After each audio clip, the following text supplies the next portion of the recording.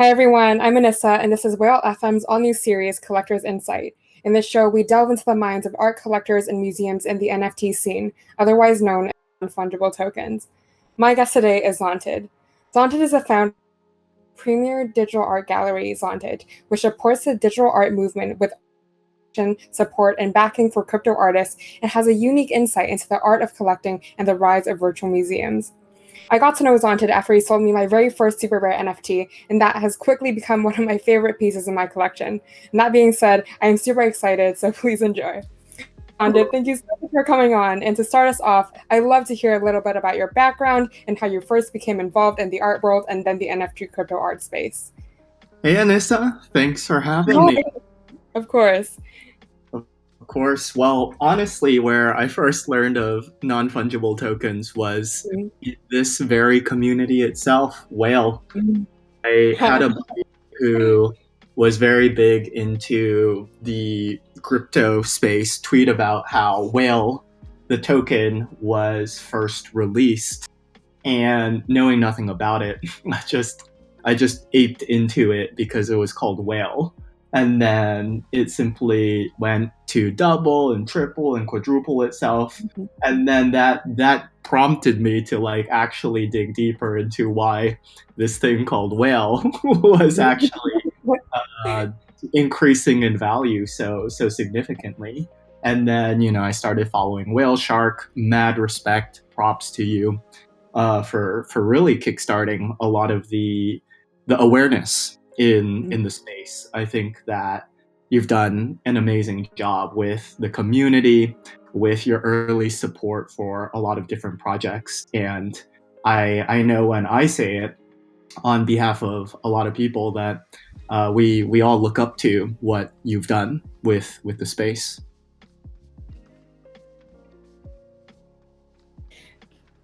Yeah, and it's crazy because I remember listening to an interview that you did with Super Rare, and basically you were like, yeah, I'm gonna buy it because it's called Whale, it's literally called Whale, and I just found that very funny. But I loved it. I absolutely loved it. Absolutely.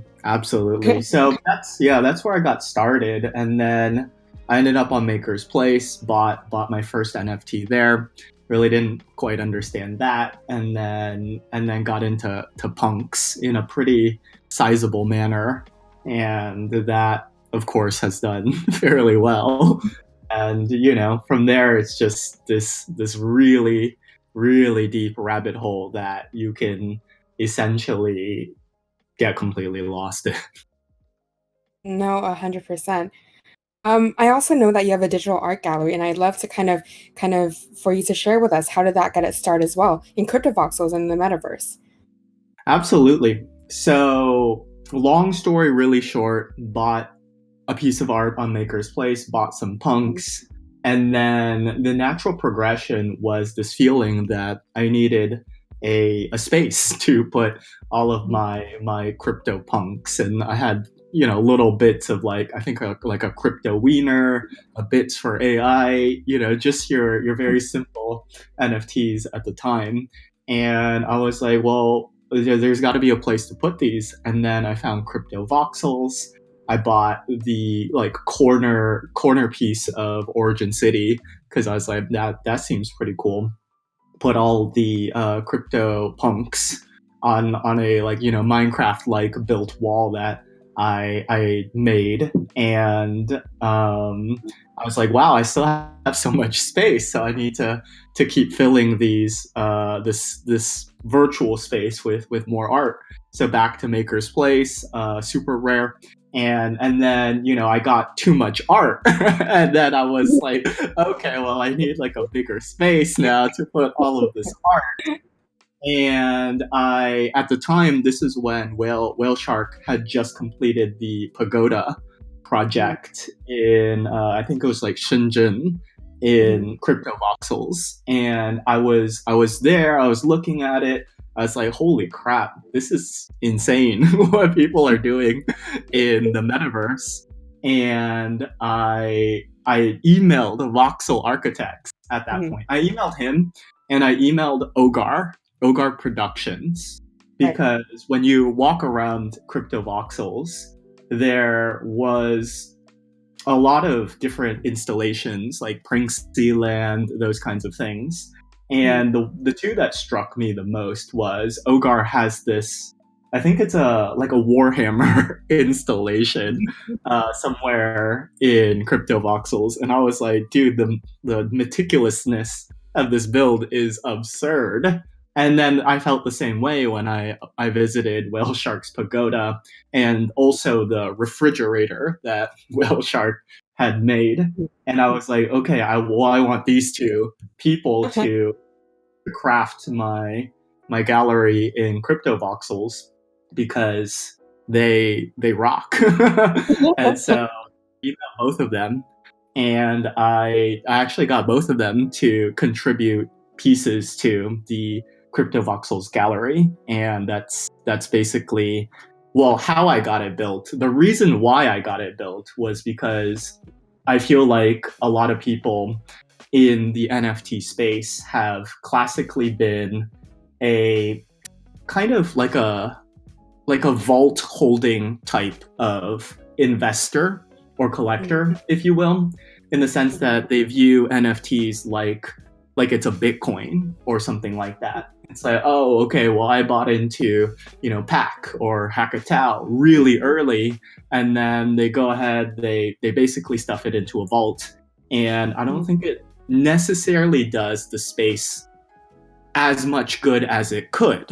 I get why you would take, a Pack, a Hackatao, stuff it into your vault and call it a day.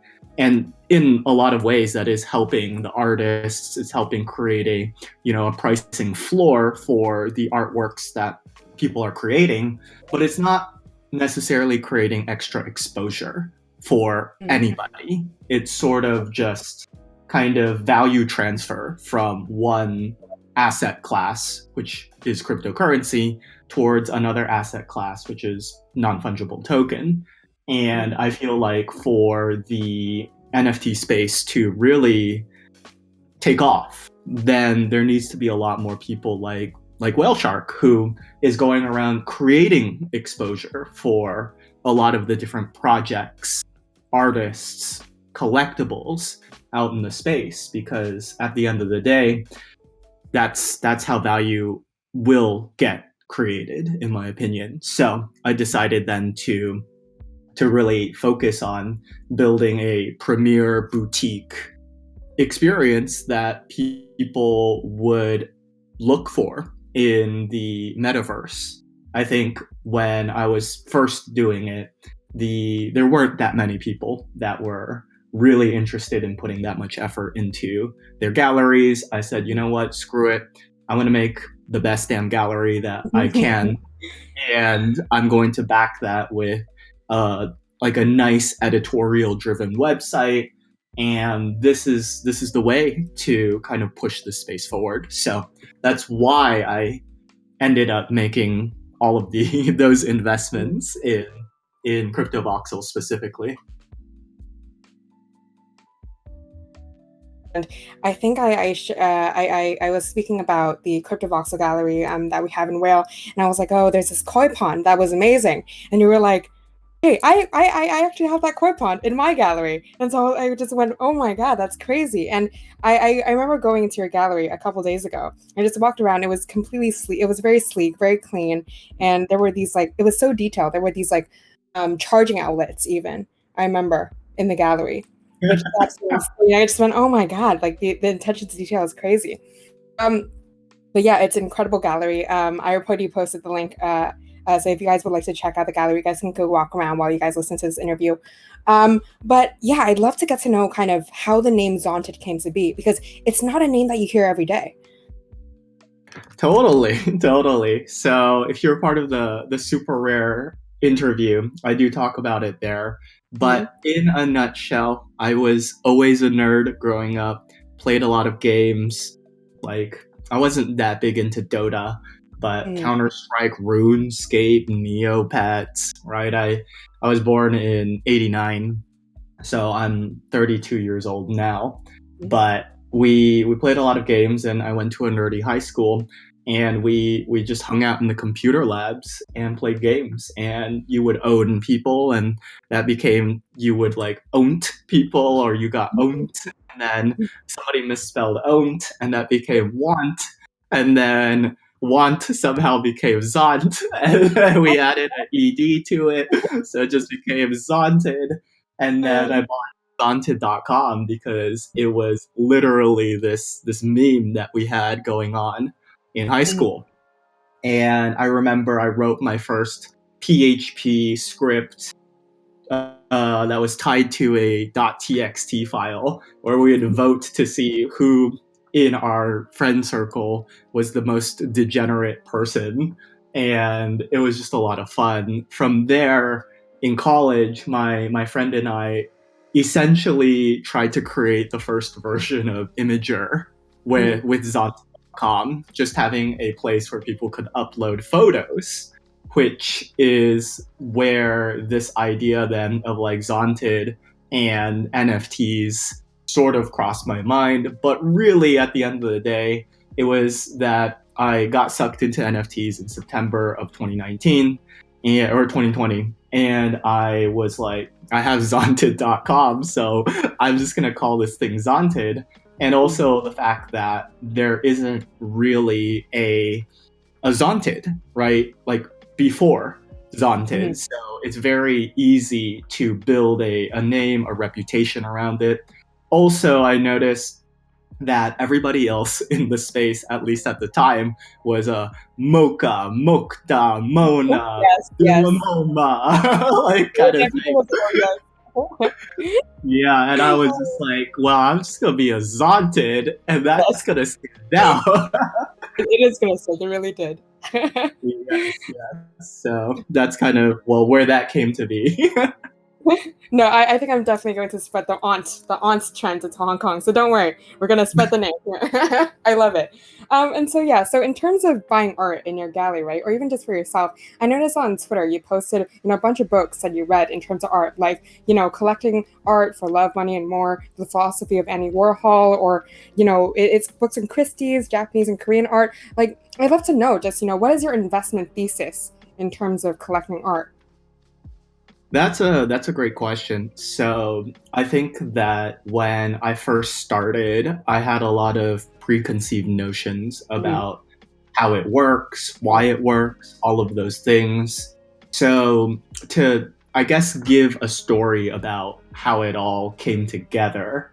First, when you get started, I think you look up to the OGs and the greats of the space. You have your whale sharks, you have your mode rats, you have like Momus XR and all of these other folks that you're like, wow, they have like 300, 400, 500 NFTs on super rare alone, and one super rare token is generally 1 to 2 ETH. So that's a sizable collection that they have, and you like peruse that. And then, or if your entry is through a project, right, a collectibles like an autoglyphs, a CryptoPunks, a CryptoKitties, you have this other sort of mentality where it's about the founder token or the genesis or the 0 or the 1, those kinds of things. And when you kind of take a look at the space from an outside in, you build up these ideas, or at least I did, where you just kind of want to buy a piece of somebody's like artwork that you think is valuable. And whether that happens at like a super rare level, like you just say, okay, I'm going to go to super rare, look at the market, sort by lowest price. That's one approach that I did do when I was first getting started. It was like, oh, okay, let's just buy some floor art, because right, if you look at CryptoPunks specifically, which I did really get sucked into really deep, there is this attribute page, and you're like, oh, the floor male is like 4 ETH, and the floor female is when I was getting into it, the floor male was a 1.4 ETH. So you'd be like, oh, okay, and then you would buy those, and then everything has rises and falls, and the floor mail like pumped to 5 ETH, and you're like, oh man, okay, so you just buy like, there's a floor thing, and then there's the super primo ones that have really low attributes. So I first applied that to art, and that is not at all how you should think about art, at least on a ecosystem level. I do think that way of thinking about art on an artist level does actually make a lot of sense.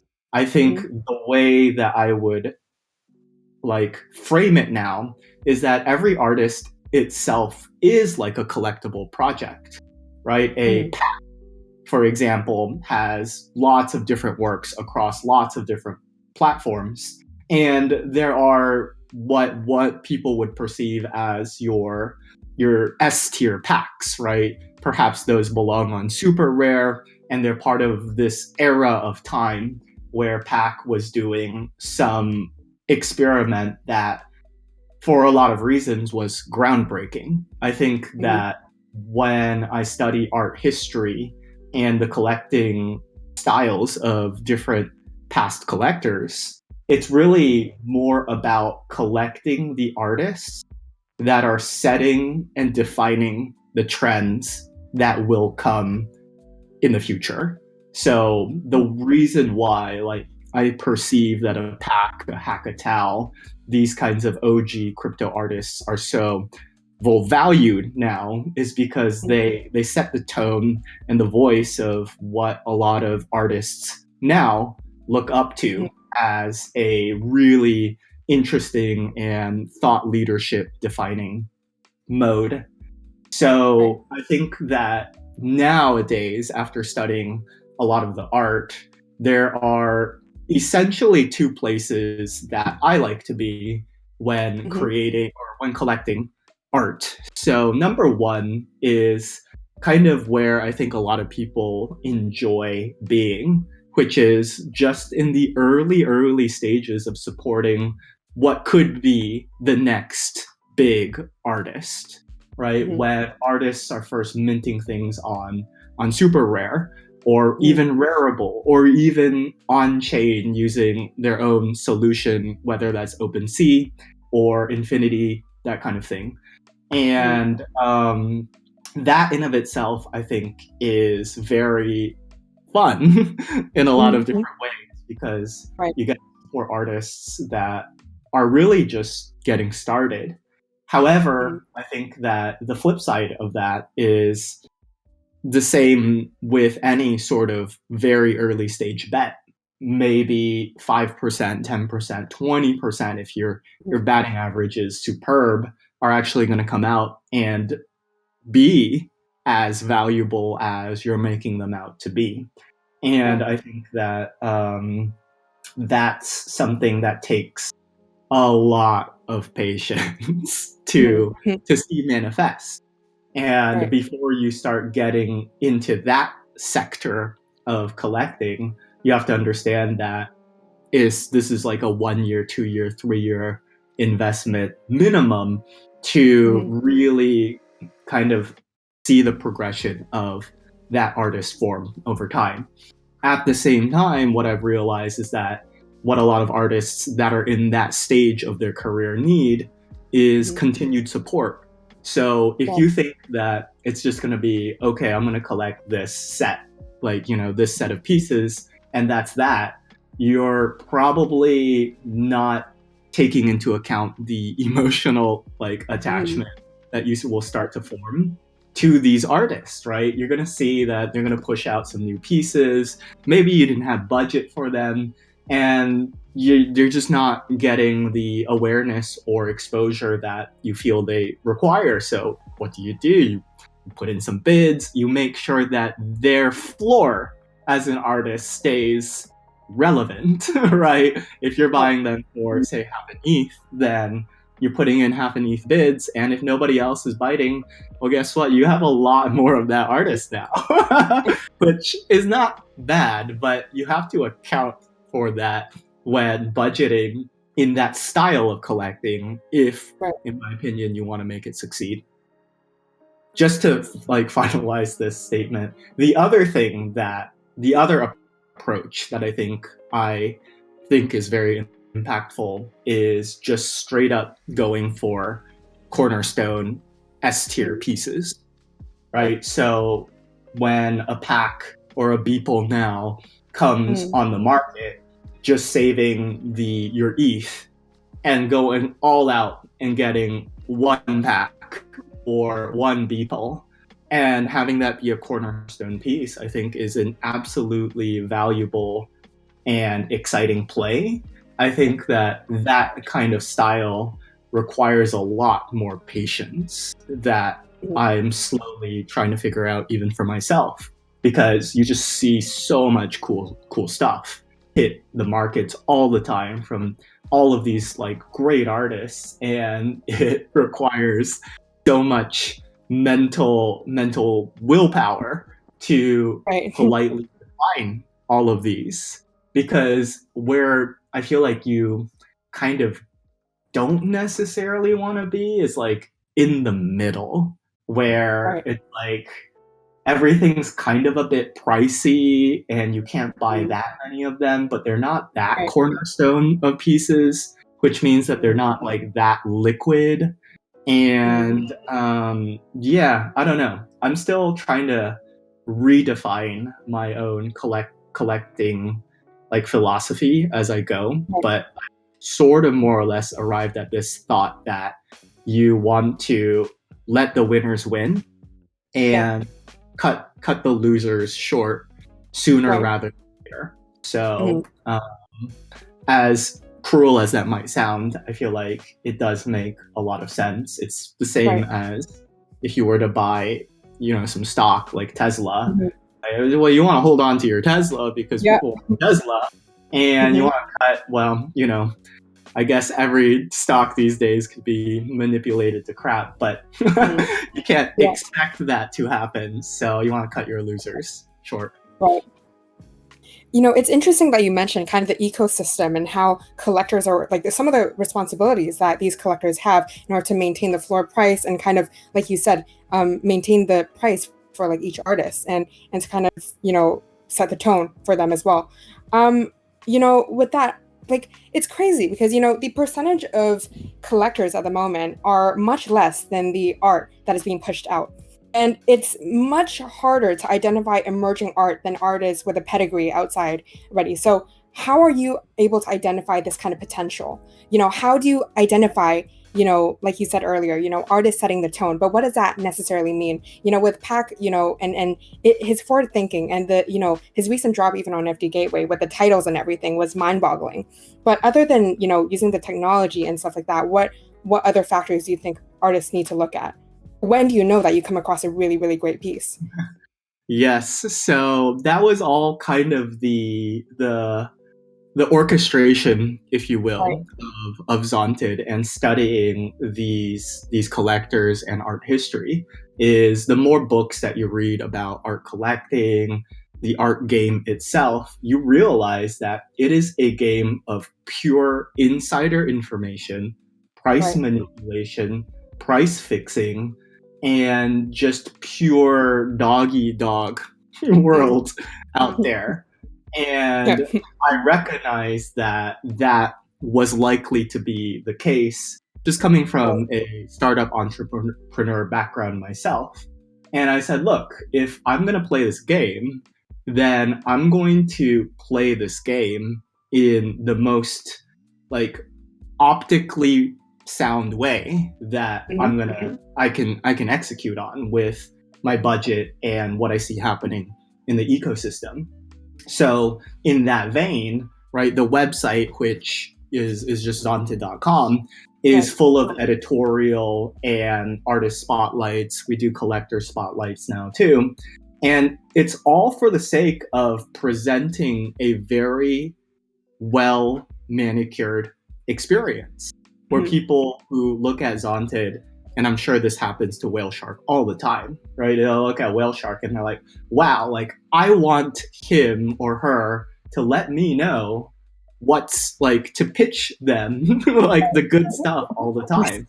And I guess in trading speak, people would call this, you get alpha, right? So you get to know that somebody's going to have a drop on Nifty Gateway, and they may have signed an NDA, but who gives a crap? They'll tell you it anyways, or they'll be like, oh, like so and so is going to do this thing where if you have a piece of so and so's work, then you'll qualify for X, Y, or Z drop or whatever. And you only get the alpha if you are considered part of like you can call it the cool kids club. Oh my gosh, yes. People that are like, oh, like you deserve to know the alpha because you're known as a trendsetter, right? And Whale Shark, definitely the whale community, right, is known as a trendsetter. So that's where you're going to get a lot of alpha. That's why you have the little Podmark Cafe, right? That's because that's alpha.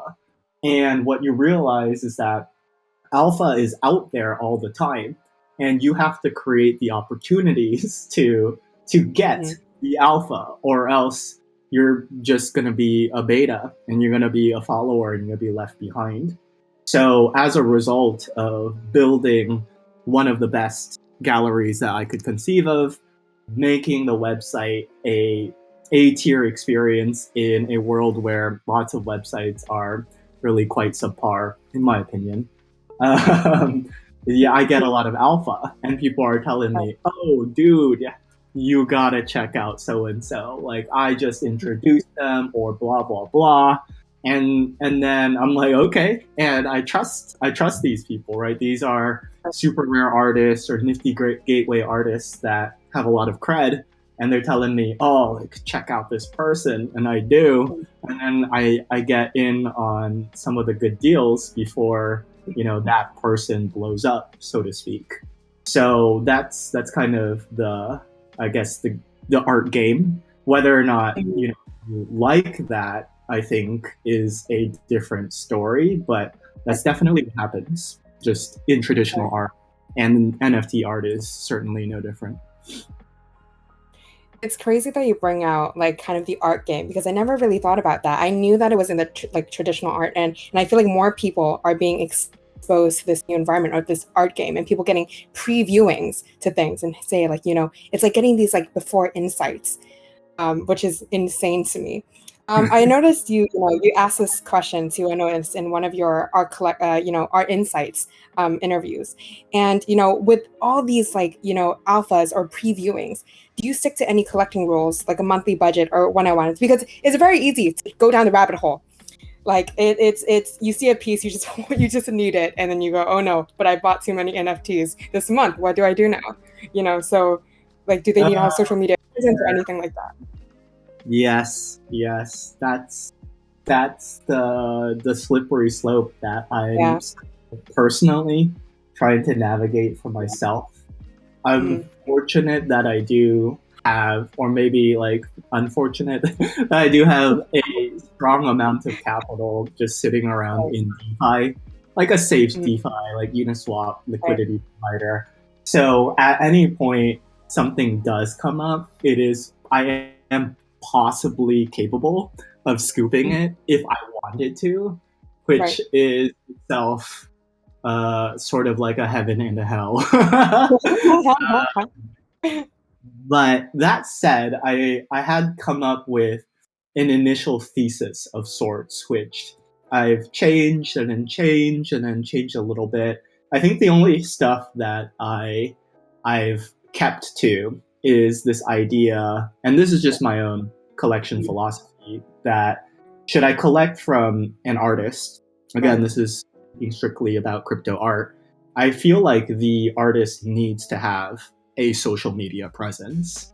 Personally, I don't care how big the social media presence is, but if you think of collecting crypto art is collecting digital art, then collecting from a digital artist that has no digital presence would be really not ideal, in my opinion. So that's a pretty big blocker for me, is if I can't find their social media presence, then it's a big red flag, in that I'm just like, okay, well, the premise, in my opinion, of crypto art is that it disintermediates the middleman. the idea that there needs to be a gallerist or somebody to help promote or showcase the art is basically gone. And now it's on both the artist and, in my opinion, the collector to bring about exposure to the art. And if you're a collector that isn't really necessarily looking out for that, then I would expect that the artist is not going to do well, because they're starting to exist, right? It's like the digital gallerist, in which case they'll go and help promote the artist. But for the most part, and this is, I think, also why people complain about super rare to a certain degree, is that the super rare seems to put more of an emphasis on social media presence. Oh, yeah, and, 100%. okay, well, if you have a big social media following, then you're likely to do better. And that's, in my opinion, absolutely true, right? Because you have a wider audience that could potentially bring to the table. So that's a pretty hard rule that I've consistently stuck by. And then just to walk you through some other ideas that I've wobbled on is this idea of collecting one-of-ones versus multi-editions. I think that there's a raging debate all of the time about scarcity versus abundance. Yes. When I first got started, you don't want to go too ham, so you go with editions because they're cheaper, and then you arrive at this idea. It's nah, you want one of ones, right? Because nobody else gets that one, only you do. And then so I had some rule where it was no, I'm only gonna go for the one of ones. But then I broke that rule consistently after Nifty Way just changed the game essentially with open editions and people open edition specifically broke the game. Yeah, and then I got carried away with open editions because I was like, oh man, but they're totally not. They're tying up liquidity.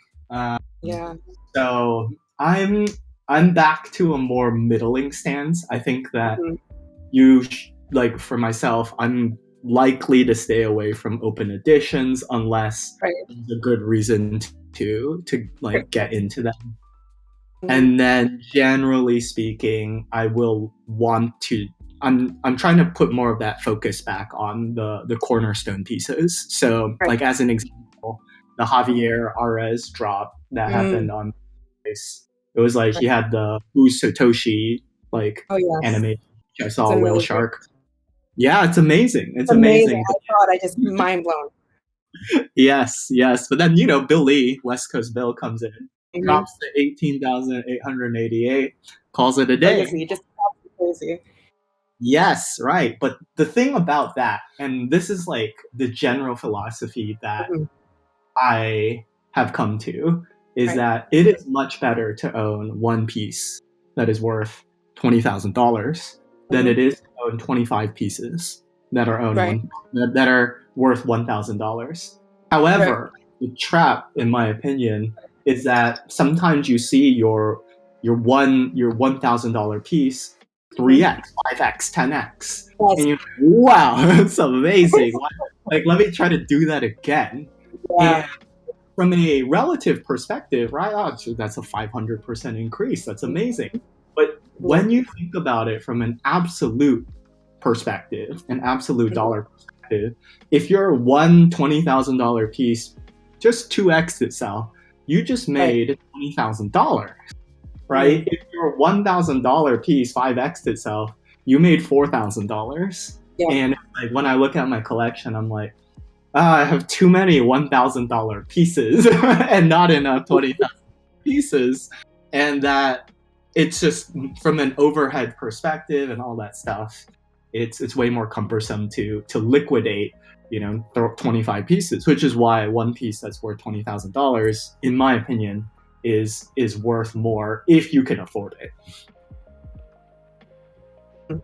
No, 100%. I love that you mentioned that because I feel like a lot of new collectors in this space, they struggle with the same thing. They come into, the space going, what are even editions? I never heard of this, and then they buy all the floor prices or they buy all the editions and then they realize, oh no, I should be going for the one out of ones.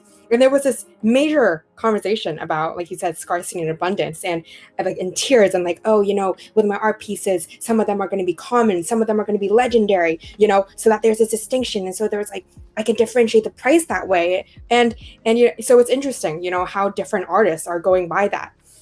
So in terms of like the artist and the collector relationship, and this question's from Whale Shark, how has a collector artist dynamic changed with NFTs, and how do you manage relationships or friendships that you have had with artists you collect? Yeah, that's a tough one. I think when I was first getting started, I I really cared a lot about Right. the artists, the relationship, that sort of thing. And I can't speak for Whale Shark, but when you start to get some amount of reputability and I guess perhaps fame or whatever, people just come to you all the time and they want things, and it to a certain degree starts to feel a little bit taxing and tiring and Mm. irritating. So as a result, you start clamping down on the communications for Right. myself and my own sanity. Right? It's Right. like, look, I don't necessarily care about how your day is or your pieces are not moving. Right? But initially, you do care because, from a Yeah. percentage of your portfolio standpoint, I suppose is Yeah. the best way to like frame it. Is like if you have 5 pieces from an artist and your portfolio is 20 pieces large, yeah, Right. that's 25% of your portfolio. So you care about how that one artist is doing and really go out of your way to have a conversation and help them where you can. But when all of a sudden, Whale Shark has thousands of NFTs, I have Mm. hundreds, which I just can't really deal with that. So I've seen that dynamic shift over time, and I'm not sure like what's the right dynamic. And I think in a traditional art sense, it was totally okay because you probably would just see the artist once a year anyways, right? You go to the art show or stop by their studio and have them over for dinner, Mm. and it wasn't that big of a deal. But with the digital age, if they can just DM you on Twitter or Discord or in all of the different ways that people communicate with each other, Clubhouse, Signal, Telegram, then you're just being inundated. Yeah, no, 100%. It's crazy that you mentioned that because I remember when you first, or I think it was a couple months back in October. I remember you had your bio on Twitter or on Super or something. It was like, oh, my DMs are open, or something like that. And I just thought, oh my god, this is amazing. Like because usually not a lot of collectors do that, it's just it was very it's very nice. And so other than art, how do you evaluate other non-art based NFT projects, and what are some favorite projects that you have in the space? So you are asking all the great questions, and the answer again is, for me specifically, Mhm. I do this as a hobby, and it's really quite fun. And I'm sure if I wanted to go really deep into it, I could spend all of my waking hours investigating, researching, sussing out the good stuff. But I really can't. So a lot of the top collectors, if you will, all Mhm. have, I think, to some degree, ended up at the same sort of like, okay, I got to clamp down on my communications because if I don't, I'm just going to be flooded with stuff. And Yes. rather than appear as somebody who does not respond to anything, just take the stance that I will not respond to anything unless I personally like choose to participate in a particular conversation. So Right. as a result, there are a lot of private communities that exist in the art world. Again, this is back to like the alpha, the like how do you get your insider information? And a lot of them exist, and that's where I think a lot of top collectors end up, and they'll just hang out there.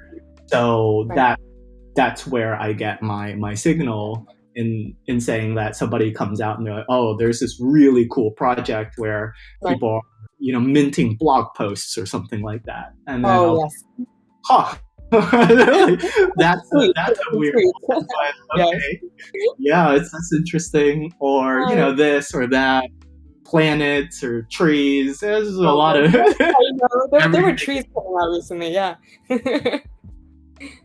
So that's kind of where I get. Actually, that is exactly where I get all of my information these days. But I feel like NFTs are super bubbly right now, and I mean, all of these ideas sound on paper great, and I'm sure when they drop, they'll also be great because everything that is great. It's true. I'm not like that interested in the hype stuff, like the new stuff, as much, just as a collecting philosophy. And this is like a term or framework that gets tossed around quite a bit, right? If you're in startups, there's like seed funding, which is basically someone has an idea and you give them money, and like 95% of the time it does not work out. And then they prove the idea, and now it's like Series A, right? And they have more money. And now 80% of the time, it's probably likely to work out. By the time you get to Series F or whatever, it's like almost a guaranteed success. And the company is preparing for an IPO.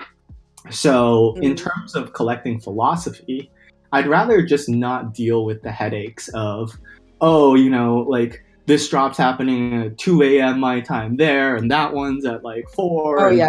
One's, books and blogs and trees and airplanes and whatever, planets.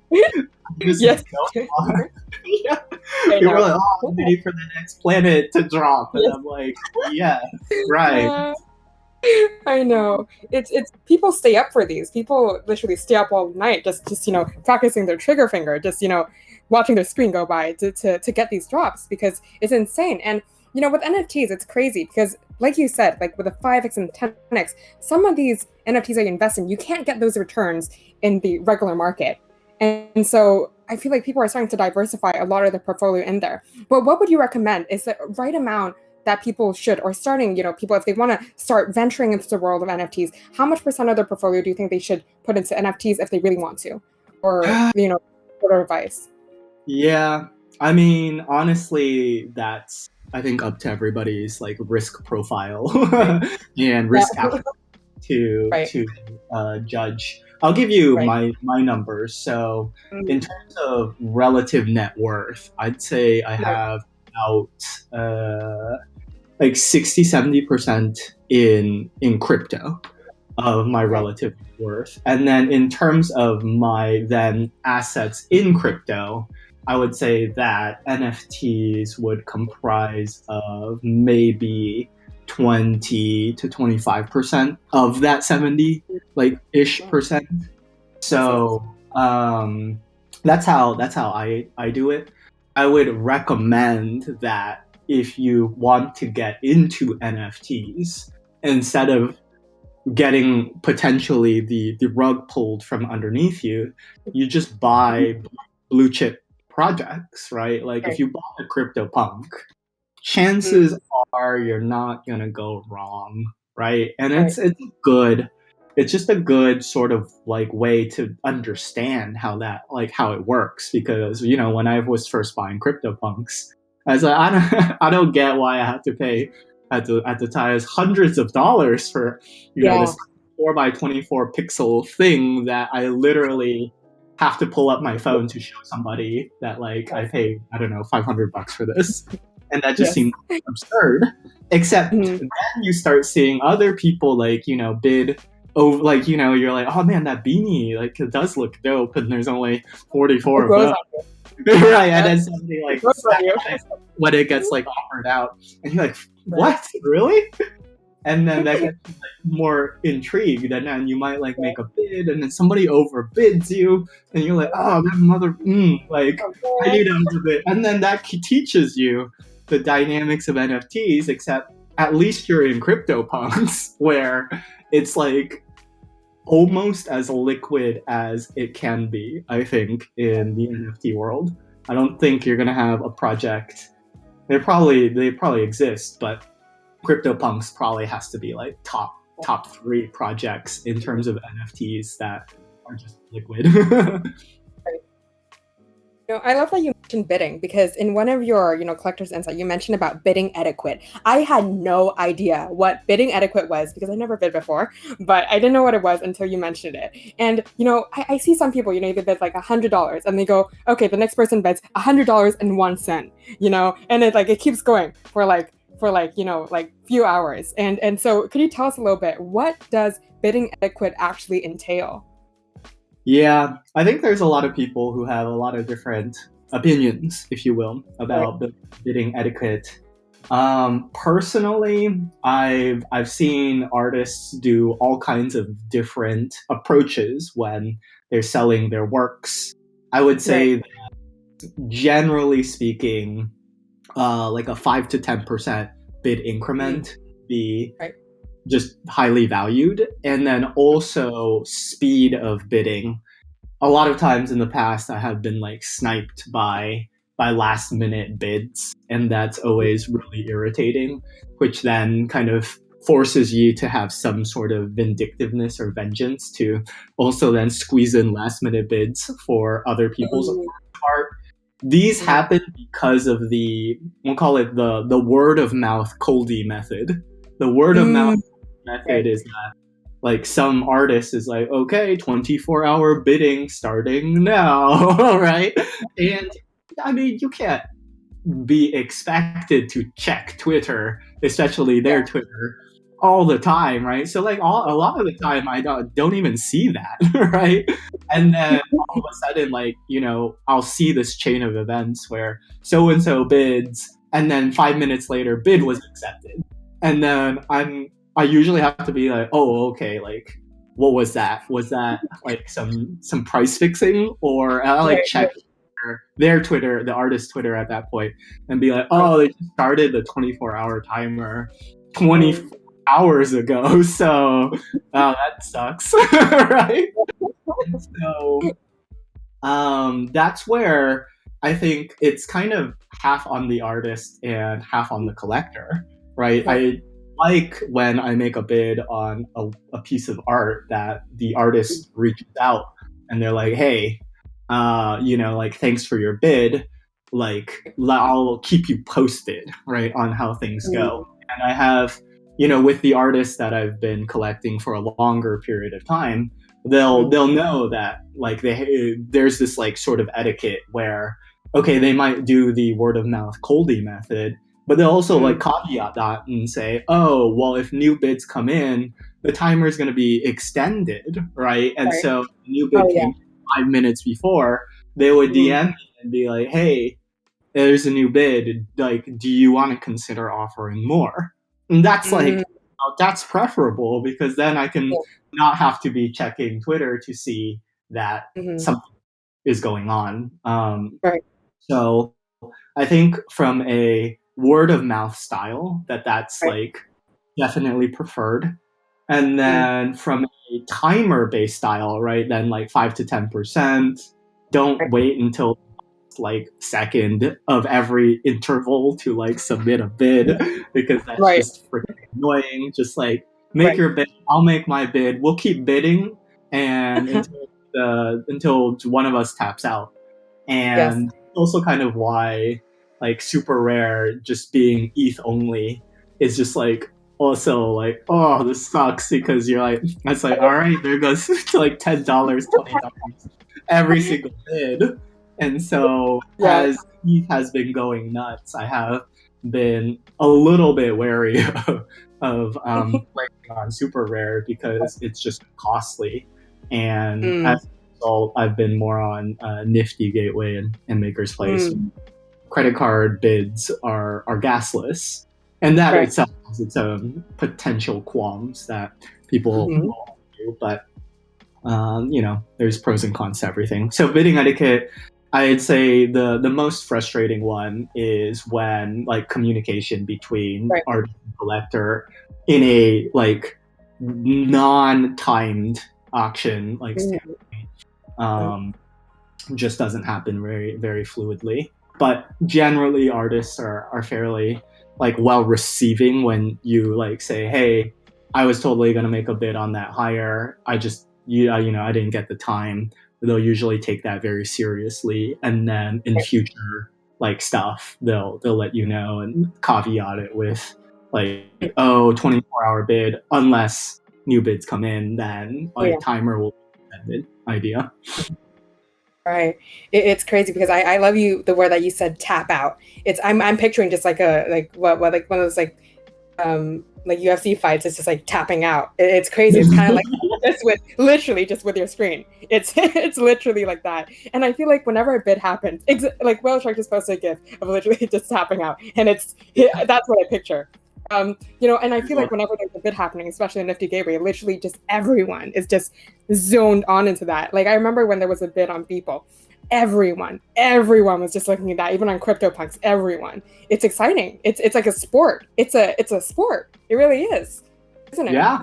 No, exactly. So before all of this in college, I played a lot of online poker, and like $200 all the way up to $5,000 buy-ins. And honestly, as an ex professional online poker player, that's actually it is very thrilling to play the art game, because I feel like a lot of it is you're like five betting somebody and you're shoving all in, and you're like you're gonna up the ante, and that itself is like so exhilarating, which is why I think, well, NFTs are A, so addicting, and B, just going to continue to explode. Now, that said, right, which is why I'm glad you asked the question, like, how does one go about selecting the right projects? It's like NFTs are exploding. Saw Mark Cuban mint a couple, or, a 10 of some of him dancing. Those are exploding. And it's like, yeah, no, this makes complete sense. It's just now that it is exploding, you have to be careful about where you're putting your crypto, right? You can't just put it into every new pizza NFT that comes out.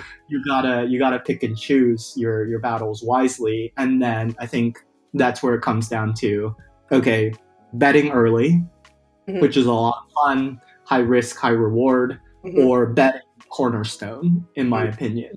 Right? A cornerstone is like, okay, a pack is pretty cornerstone at this point. You can't go wrong with a pack, a Hackatao, those OG sorts of things. So you can't really go that wrong going cornerstone. You can go really wrong going early, but at least the payoff for early is like really massive if you're right. So that itself will kind of skew the odds in your favor. And then kind of the middle zone, in my opinion, is like the dodgy zone. It's like, I'll buy middle zone stuff from like artists that are, say, dropping on Nifty Gateway or something like that. I think that itself is a stamp of approval. But yeah, you definitely want to stay away, I think, from like middle zone projects, like collectible projects. Those are going to be really, well, quite like kind of pricey to get into, and like kind of illiquid to get out of. Right.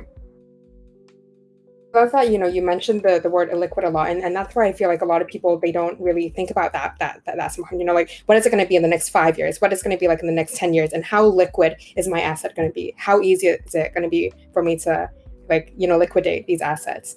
Again, Zonted, thank you so much for all these insights. I think this was incredibly fun. Before moving to the audience questions, I would love to ask you this last question. What are some future wishes for your future collection or your museum or your digital museum right now? And what would you like to see happen to it? Yeah, I don't know. Like I play the art game day by day, and I think that honestly, if like I could find a better balance for myself, that's where I'm at, because like I said, it can be super addicting, and you find yourself just checking, the activity feeds. That's actually how. Oh, that's the other thing that I get my signal from. Besides the exclusive sort of groups, is checking activity feeds, which is what I think a lot of top collectors are also doing. Right? They just super rare activity, Maker's Place activity, activity. And when you see this chain of bids happen, or this one specific set of like one artist being bought up, you're like, okay, what's going on here? Anyway, yeah, so just kind of being able to set a better boundary for myself, so that I'm not like waking up in the morning and then immediately checking my phone and being like, what's the habit. It's like, it's crazy, because I'm just wondering, with people checking these feeds all the time, getting this large influx, there's so much happening in the NFT scene. I thought that, this week, I know that it's, been a lot happening. Next week it's going to be, calmer. Nope. It's actually even more exciting, and there's even more projects and things coming out. And so it's like people go through these emotional pangs, essentially, because so much is happening. Yeah. And so it's just crazy. Yes. So just to make sure that, I kind of want to get some of the audience questions in. The first question would be, what is the biggest challenge you have with making galleries in Cryptovoxels? What features do you think would make it better for you to create a better experience for the users? That's an interesting question. I think with Cryptovoxels, it is by far, in my opinion, the easiest of all of the different metaverses, which is why I selected Cryptovoxels. I think that its ease of accessibility and approachability is actually the most important and perhaps most overlooked aspect of Cryptovoxels, because a lot of people will look at Cryptovoxels and be like, oh, that's like so 2005, right? And the graphics suck. I'm like this little mannequin thing. But I look at that and I'm like, well, guess what? I can get into it on my phone, on my browser. I could VR into it. I can link into it, and you don't need anything. Like DCL, you need to like sign something with your hardware wallet if you use one, or your MetaMask. Somnium, like, let's not even talk about that. I don't even know how it works. And I'm like really deep in this stuff. So I think that Cryptovoxels, if it could do something better, it is to improve the like NFT viewing experience. So like the GIFs get really minimized for good reason, right? Because if they loaded all of them, it would just be like sitting there downloading for like ages. But I don't know, perhaps like something around both performance and viewability is usually the main complaint. It's like when you go and you see the art, it's not like Somnium is, where it's like, oh, this is gorgeous. It's like, oh, okay, it's good. I get what's going on. But that said, right, it's like that's why I think a website is way more important than a metaverse right now, because it's all about accessibility. If I can link somebody to a website and say, hey, look, I own this JPEG that is on the website, they'll be like, oh, that's weird. But okay, if I link somebody into Cryptovoxels, they'll be like, oh, okay, what am I getting myself into? And if I link somebody into DCL or Somnium, they'll be like, forget it. Right? Yes, 100%. I can relate to that 100%. And just huge props to you, by the way. Your website is super sleek. One of the the sleekest websites I've seen, by the way. So huge props to that. Yeah. Thank you. Yeah. Okay. So next question. Do you like funny art? Funny art. Yes. Yeah, I mean, I like funny art, don't get me wrong, Yeah. but will I call Oh, it funny art? Probably not. I think funny yeah. art is trendy, and like I don't want to pay a premium for trendy. In the same way that like you'll notice a lot of themes in crypto art are bald Mm. mannequins, robots, Oh, yes. Yep. ETH symbols, Vitalik Yep. Buterins, Bitcoins, like Oh, cubes, yes.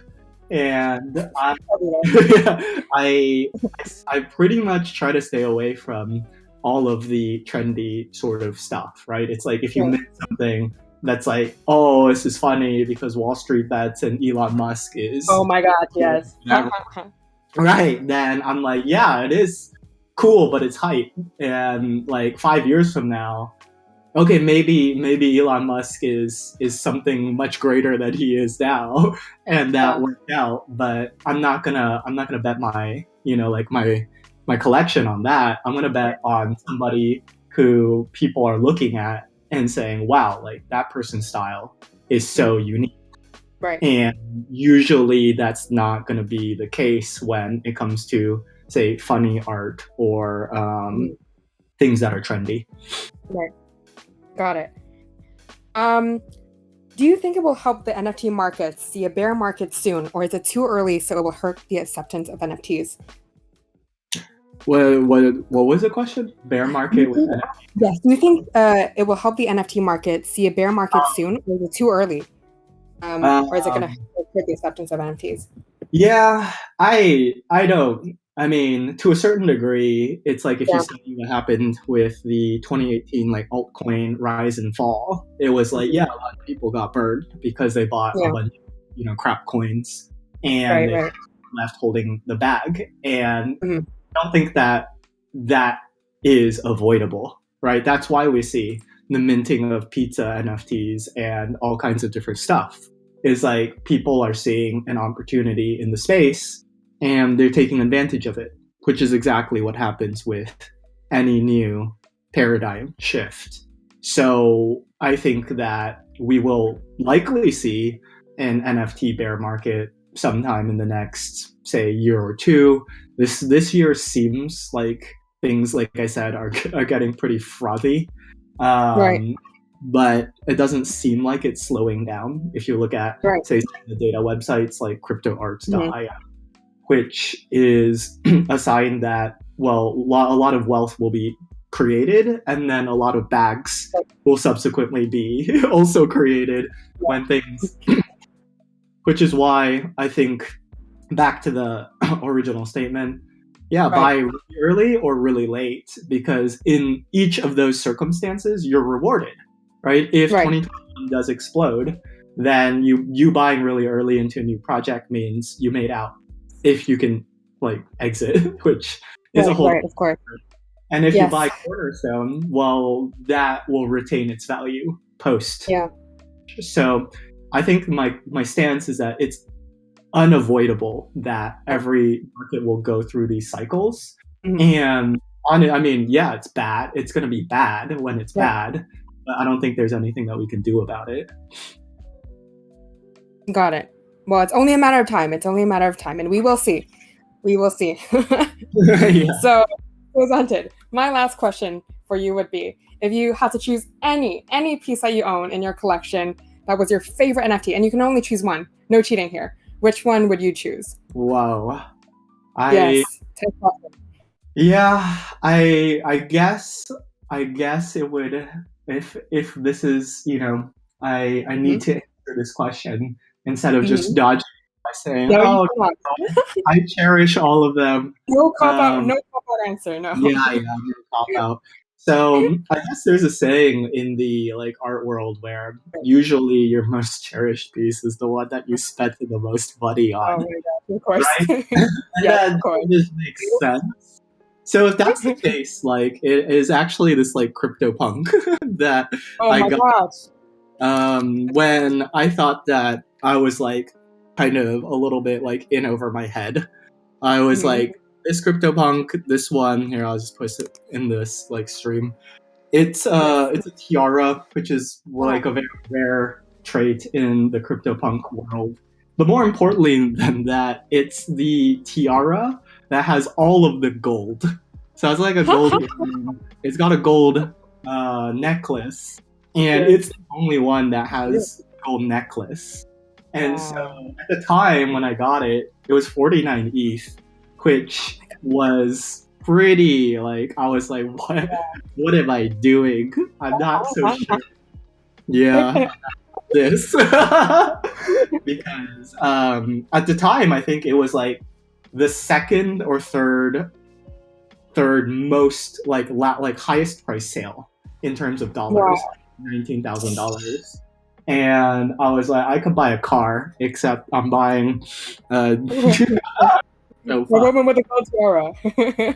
yeah. So that's the one that like stands out to me. It's just like, okay, well, I dropped a lot on that in a moment that like was like where a lot of people might just like dilly dally, and I was like, no, NFTs are gonna go somewhere, and I don't know if you could consider this an S tier like punk, since there's aliens and apes and zombies and stuff, but I want like one of the best punks that I can like uniquely get my hand on. And this one was just for sale for 49.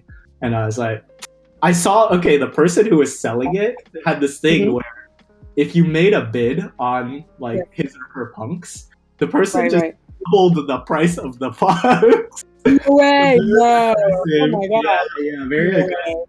Crazy. Like if you saw all the other punks that they had listed, someone was like, "Why offer you 25?" And like the punk might be, like 32 or something, and then the person would just delist it, relist it for 60.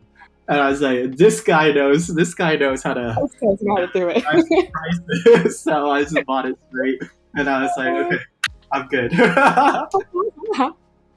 No, I absolutely love it. I absolutely love it. It's insane, but it's beautiful. I can tell you that it's beautiful. Yes. So, thank you so much for coming on. It was an absolute pleasure having you. So much fun. I hope everyone learned just as much as I did. And guys, I'm gonna post all of Zonted's links in the stream text. So if you guys want to check it out, please give him a follow on Twitter and go check out his gallery. But again, thank you so much for coming on, and have an amazing day. Yes, you too. Take care. Have a good day. Take care. Bye bye.